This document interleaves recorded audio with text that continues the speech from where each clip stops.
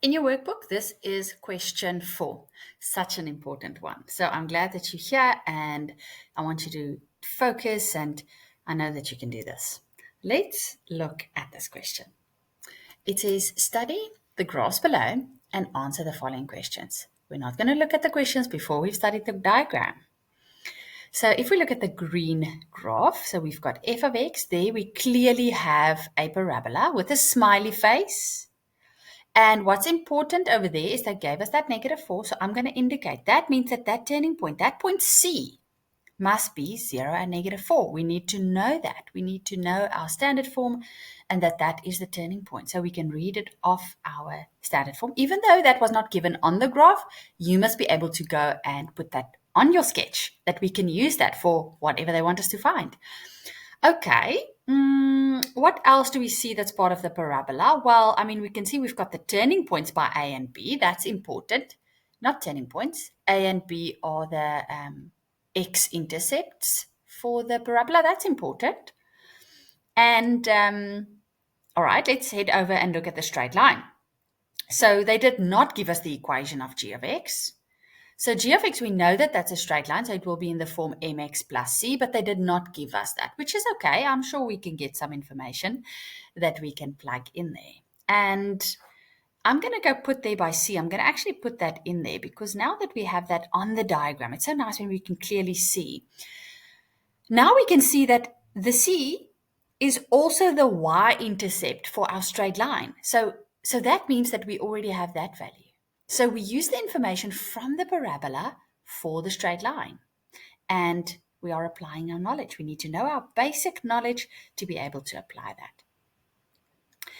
What else do you notice about the straight line? Well, it will be a decreasing function with a negative gradient. We've got the x-intercepts. It shares that point of intersection with the x-axis with the parabola. So if we can find it for the parabola, we also have it for the straight line. So that's great.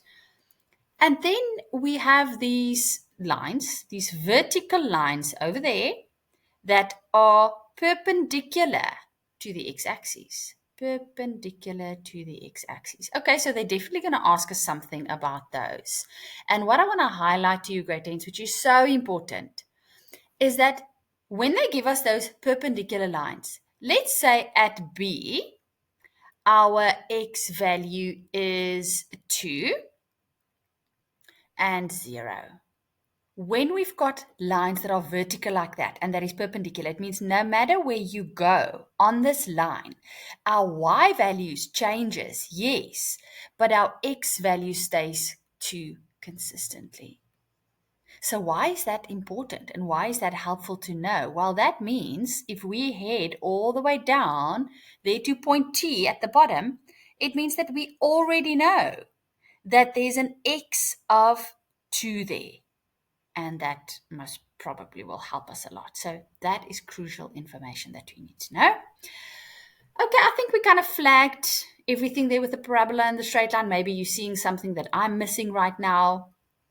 Let's jump in and look at the questions. So for the first question, it says that we need to determine the lengths of OA, OB, and OC. So OA, OB, and OC. We can do that. We can't read it off there just yet. We need to go calculate. It. Okay, well, actually the C we can read off there. So we already know that the C is by -4, and we got that from there. So therefore, we already know that the length of OC is equal to 4 units. It's a side length. They're asking us for a length. That must be positive, right? Even though the coordinate of C is 0 and -4. So we already have the length of OC.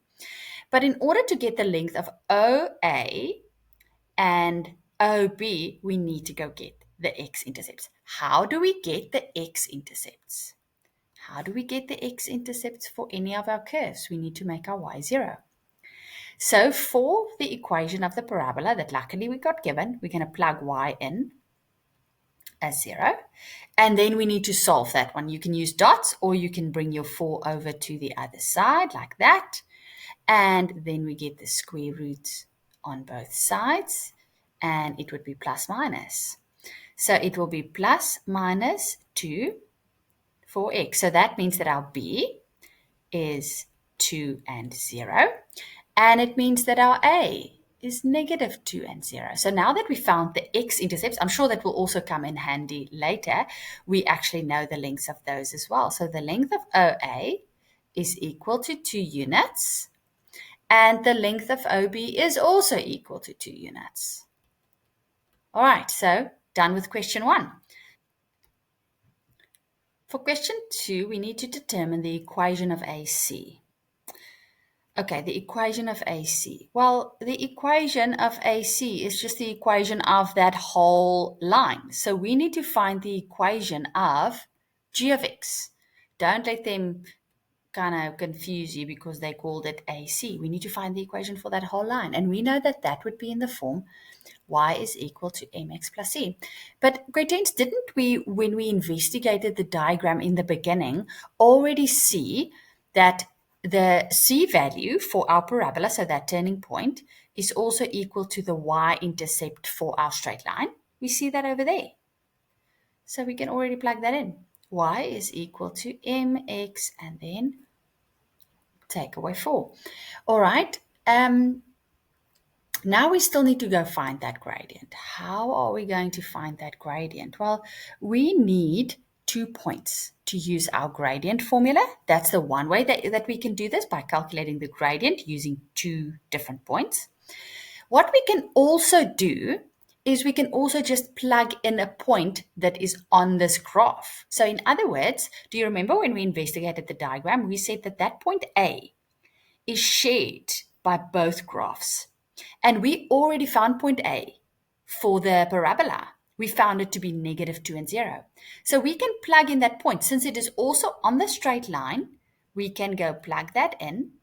So when my y is 0, my x is negative 2. And that gives me negative 2m and then minus 4. Let's solve for m there. If I take my 4 over, that will happen. And if I divide by negative 2 on both sides, it will give me 4 divided by negative 2, which is negative 2. So therefore, my gradient is negative 2. Let's also just prove that, grade 10s. I just want to show you. So if we use the 2 different points, we will get to the same gradient. So my change in y, I'm going to take point C and point A. So negative 4 take away 0. And then 0 take away something that is already negative. So there's the change in my 2 y values, and there's the change in my 2 x values for my 2 points.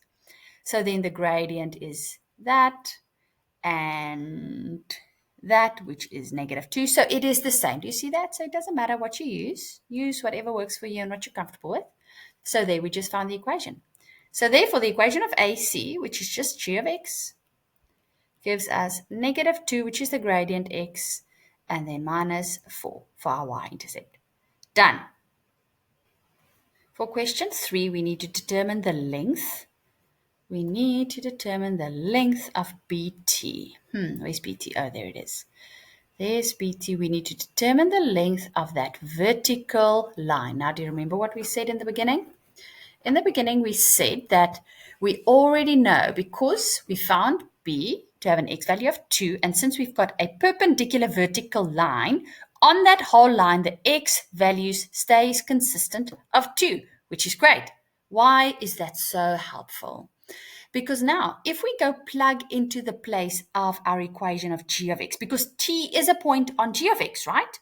So since it is a point on that straight line, if we go plug into the place of x, a 2, it would spit out the y value for that coordinate.